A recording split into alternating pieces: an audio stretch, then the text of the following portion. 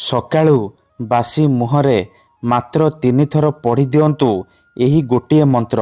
Guarantee ଦେଉଛି ସନ୍ଧ୍ୟା ସୁଦ୍ଧା ସେ ଝିଅ ଆପେ ଆପେ ପଟିଯିବ। ନିଜେ ଆସି ଆପଣଙ୍କ ସହିତ କଥା ହେବ, ଆପଣଙ୍କୁ ଭଲ ପାଉଛି ବୋଲି କହିବ। ଆପଣଙ୍କ ପ୍ରେମରେ ଏମିତି ଦିବାନୀ ହେଇଯିବ କି ଆପଣଙ୍କୁ ନ ଦେଖି ଗୋଟେ ମୁହୂର୍ତ୍ତ ବି ରହିପାରିବନି। କେବଳ ଆପଣଙ୍କୁ ସକାଳୁ ଉଠିବା ମାତ୍ରେ ବାସି ମୁହଁରେ ମାତ୍ର 3 ଥର ଏହି ଗୋଟିଏ ମନ୍ତ୍ରକୁ ପଢ଼ିବାର ଅଛି। ତାପରେ ଦେଖିବେ ଚମତ୍କାର। ଗ୍ୟାରେଣ୍ଟି ଦେଉଛି ଯେଉଁ ଝିଅ ପଟୁନଥିଲା ସେ ଝିଅ ଆପେ ଆପେ ପଟିଯିବ। ଯଦି ଆପଣ କେଉଁ ଝିଅ ବା ବିବାହିତା ନାରୀକୁ ମନେ ମନେ ଭଲ ପାଉଛନ୍ତି କିନ୍ତୁ ଯେତେ ଚେଷ୍ଟା କଲେ ମଧ୍ୟ ତାକୁ ପଟେଇ ପାରୁନାହାନ୍ତି, ଆଉ ଆପଣ ଚାହୁଁଛନ୍ତି କି ସେ ଝିଅ ବା ବିବାହିତା ନାରୀ ନିଜେ ଆସି ଆପଣଙ୍କୁ ଭଲ ପାଉଛି ବୋଲି କହୁ, ତେବେ ଆଜିର ଏହି ବଶୀକରଣ ଭିଡ଼ିଓଟି ଆପଣଙ୍କର ଇଚ୍ଛାକୁ ପୂରଣ କରିବ। କାରଣ ଆଜିର ଏହି ଭିଡ଼ିଓଟିରେ ମୁଁ ଆପଣଙ୍କୁ ଶିଖେଇବି ଏମିତି ଏକ ମହାଶକ୍ତିଶାଳୀ ବଶୀକରଣ ମନ୍ତ୍ର।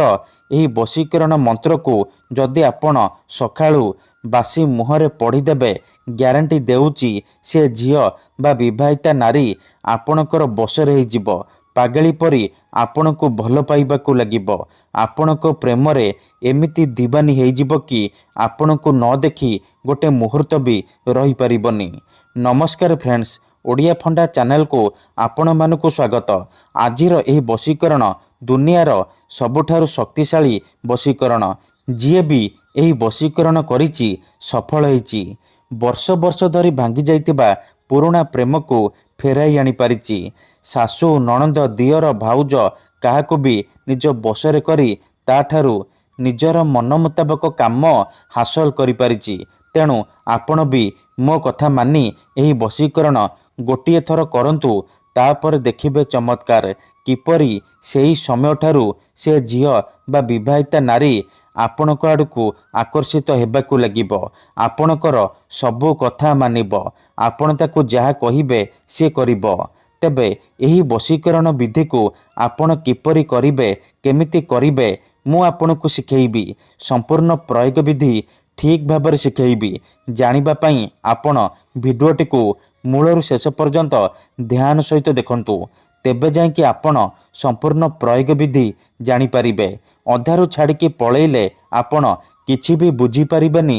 ପରେ କମେଣ୍ଟ କରିବେ, ଗୁରୁଜୀ ଆପଣଙ୍କର ବଶୀକରଣ କାମ କରୁନି। ଦେଖନ୍ତୁ, ବଶୀକରଣ ବିଧି ଜାଣିବା ପୂର୍ବରୁ ଗୋଟିଏ ଛୋଟିଆ କଥା ମନେ ରଖନ୍ତୁ। ଯେଉଁପରି ଆପଣ ଭଗବାନଙ୍କୁ ମାନୁଛନ୍ତି, ଭଗବାନଙ୍କ ଉପରେ ବିଶ୍ୱାସ ରଖିଛନ୍ତି, ନିଜର ସବୁ ଦୁଃଖ କଷ୍ଟ ଅସୁବିଧା ଭଗବାନଙ୍କୁ ଜଣାଉଛନ୍ତି, ଯଦି ସେ ଅସୁବିଧାର ସମାଧାନ ନ ହେଲା ତାର ମାନେ ନୁହେଁ କି ଭଗବାନ ନାହାନ୍ତି। ସେହିପରି ମନ୍ତ୍ର ତନ୍ତ୍ର ହୁଏ, ବଶୀକରଣ କାମ କରେ, କିନ୍ତୁ ଏହାକୁ ଆପଣଙ୍କୁ ସିଦ୍ଧ କରିବାକୁ ପଡ଼ିବ।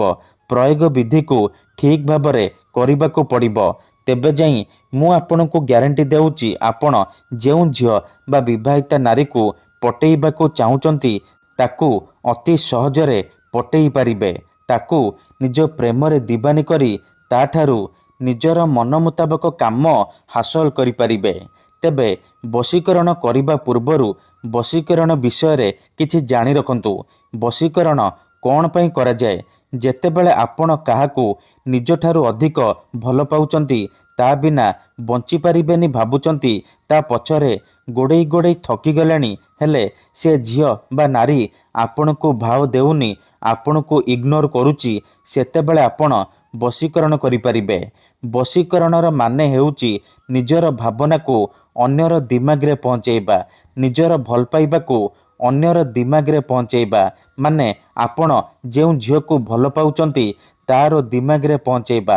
ତେଣୁ ମୋର ଆପଣମାନଙ୍କୁ ଅନୁରୋଧ କି ମନରେ କୌଣସି ଖରାପ ଉଦ୍ଦେଶ୍ୟ କିମ୍ବା କୌଣସି ଖରାପ କାମ ପାଇଁ ଏହି ମନ୍ତ୍ରକୁ ପାଠ କରିବେନି।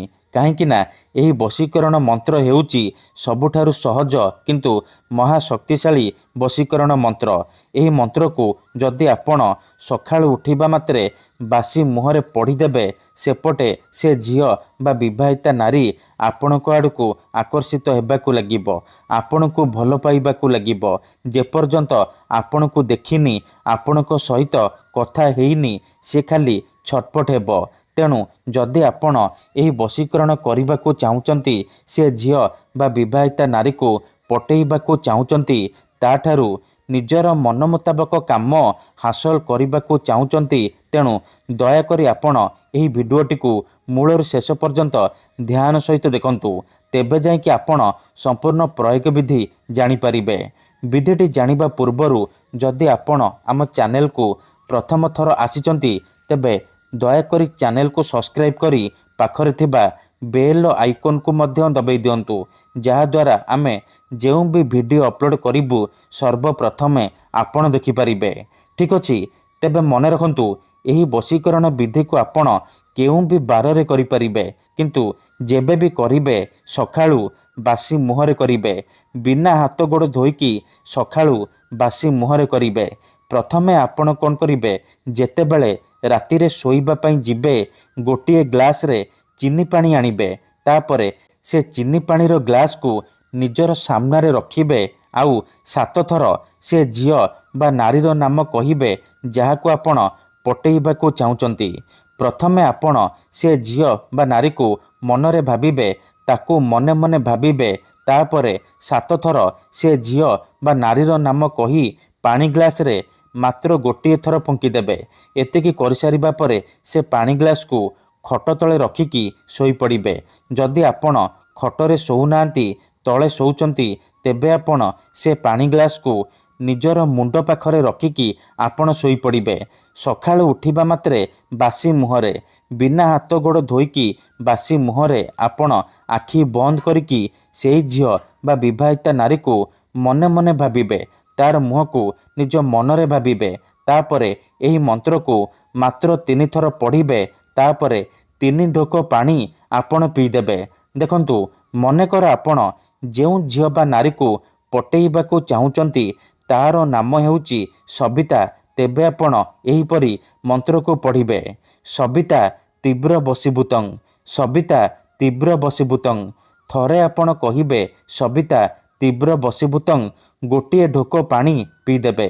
ଆଉ ଥରେ କହିବେ ସବିତା ତୀବ୍ର ବଶୀଭୂତଂ, ଆଉ ଗୋଟିଏ ଢୋକ ପାଣି ପିଇଦେବେ।